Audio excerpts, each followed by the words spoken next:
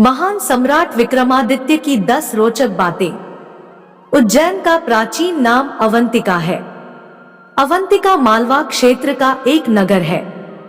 मालवा वर्तमान मध्य प्रदेश राज्य का हिस्सा है। अवंतिका की गणना सप्तपुरियों में की जाती है। यहाँ ज्योतिर्लिंग के साथ ही शक्तिपीठ भी स्थापित है। पुण्य पवित्र नदी क्षिप्रा के तट पर बसी इन नगरी में कई महान राजा हुए हैं। उन्हीं में से एक है चक्रवर्ती सम्राट विक्रमादित्य। आइए जानते हैं उनके संबंध में 10 रोचक बातें। नंबर 1, विक्रम संवत अनुसार अवंतिका उज्जैन के महाराजाधिराज राजा विक्रमादित्य आज से 2021 से 2292 वर्ष पूर्व हुए थे। कली काल के 3000 वर्ष बीत जाने पर 101 ईसा पूर्व सम्राट विक्रमादित्य का जन्म हुआ। उन्होंने 100 वर्ष तक राज किया। गीता प्रेस, गोरखपुर भविष्य पुराण, पृष्ठ 245। कलहण की राजतरंगिणी के अनुसार 14 ई के आसपास कश्मीर में अंध्र युधिष्ठिर वंश के राजा हिरण्यके ने संतान मर जाने पर अराजकता फैल गई थी, जिसको देखकर वहां के मंत्रियों की सलाह से उज्जैन के राजा विक्रमादित्य ने मातृगुप्त को कश्मीर का राज्य संभालने के लिए भेजा था। नेपाली राजवंशावली अनुसार नेपाल के राजा अंशुवर्मन के समय ईसा पूर्व पहली शताब्दी में उज्जैन के राजा विक्रमादित्य के नेपाल आने का उल्लेख मिलता है। नंबर 2, विक्रमादित्य का नाम विक्रम सेन था। नाबोवाहन के पुत्र राजा गंधर्वसेन भी चक्रवर्ती सम्राट थे। गंधर्वसेन के पुत्र विक्रमादित्य और भर्तृहरि थे। उनके पिता को महेंद्रादित्य भी कहते थे। उनके और भी नाम थे, जैसे गर्द, भिल्ला, गदर, भवेश। विक्रम की माता का नाम सौम्य दर्शना था, जिन्हें वीरमती और मदरेखा भी कहते थे। उनकी एक बहन थी जिसे मैनावती कहते थे। नंबर 3, उनकी 5 पत्नियां थी, मल्यावती, मदनलेखा, पद्मिनी, चेल्ल और चिल्लमहादेवी। उनकी 2 पुत्र विक्रमचरित और विन्यपाल और 2 पुत्रियां प्रियंगुमंजरी, विद्योत्तमा और वसुंधरा थी। गोपीचंद नाम का उनका एक भांजा था। प्रमुख मित्रों में भट्टमात्र का नाम आता है। राज पुरोहित त्रिविक्रम और वसुमित्र थे। मंत्री भट्टी और बहसिंधु थे। सेनापति विक्रम शक्ति और चंद्र थे। नंबर 4, विक्रमादित्य के दरबार में नवरत्न रहते थे। कहना चाहिए कि 9 रत्न रखने की परंपरा का प्रारंभ उन्होंने ही किया था। उनके अनुसरण करते हुए कृष्णदेवराय और अकबर ने भी 9 रत्न रखे थे। सम्राट अशोक के दरबार में भी 9 रत्न थे। विक्रमादित्य के 9 रत्नों के नाम है: 1, धन्वंतरी, 2, क्षिपाका, 3, अमरसिम्हा, 4, शंकु, 5, वेताल भट्ट, 6, घटकार पारा, 7, कालिदासा, 8, वराहमिहिर, 9, वररुचि। हालांकि यह भी कहा जाता है कि यह नवरत्न चंद्रगुप्त विक्रमादित्य द्वितीय के काल में थे।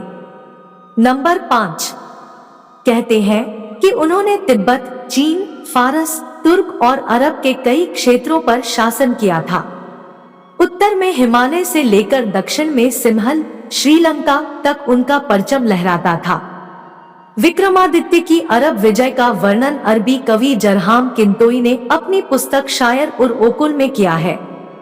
यही कारण है कि उन्हें चक्रवर्ती सम्राट महान विक्रमादित्य कहा जाता है।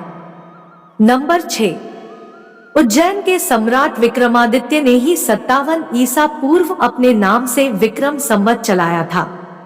उन्होंने शकों पर विजय की याद में यह संवत चलाया था। उनके ही नाम से वर्तमान में भारत में विक्रम संवत प्रचलित है।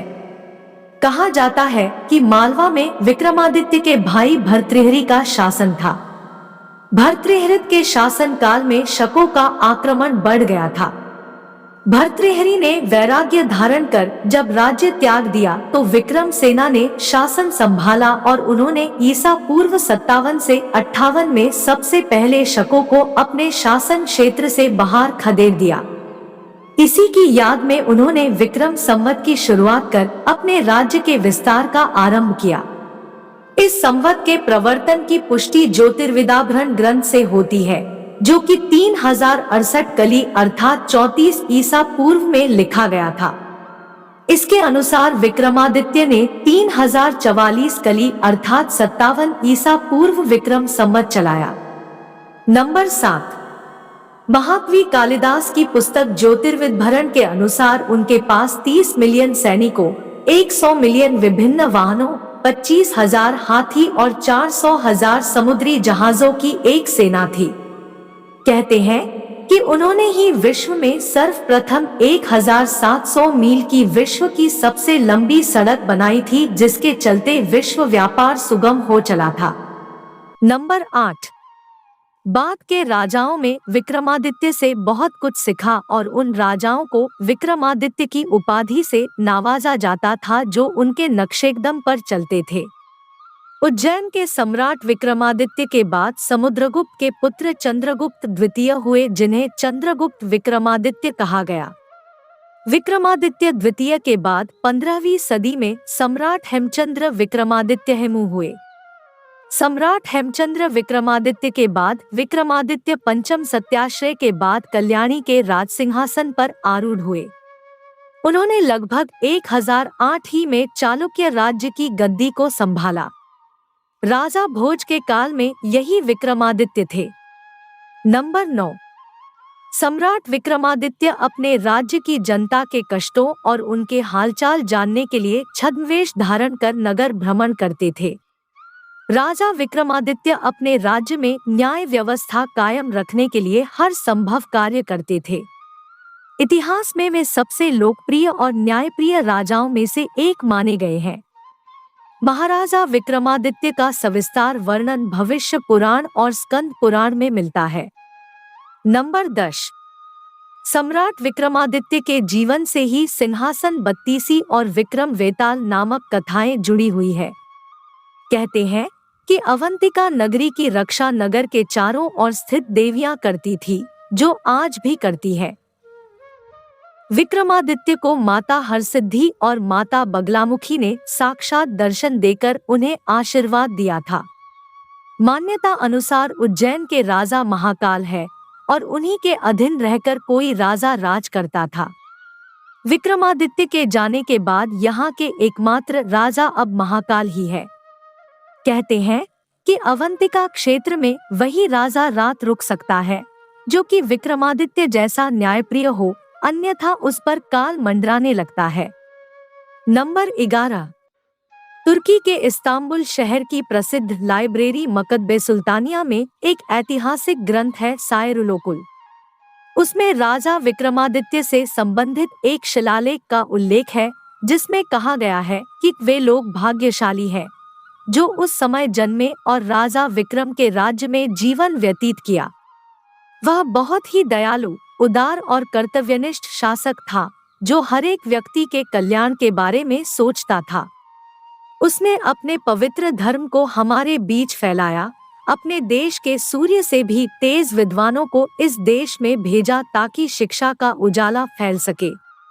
इन विद्वानों और ज्ञाताओं ने हमें भगवान की उपस्थिति और सत्य के सही मार्ग के बारे में बताकर एक परोपकार किया है। ये तमाम विद्वान राजा विक्रमादित्य के निर्देश पर अपने धर्म की शिक्षा देने यहाँ आए। दोस्तों, वीडियो अच्छा लगा हो तो वीडियो को लाइक और शेयर करें और ऐसे ही वीडियो देखने के लिए हमारे चैनल को जरूर सब्सक्राइब कर ले। धन्यवाद।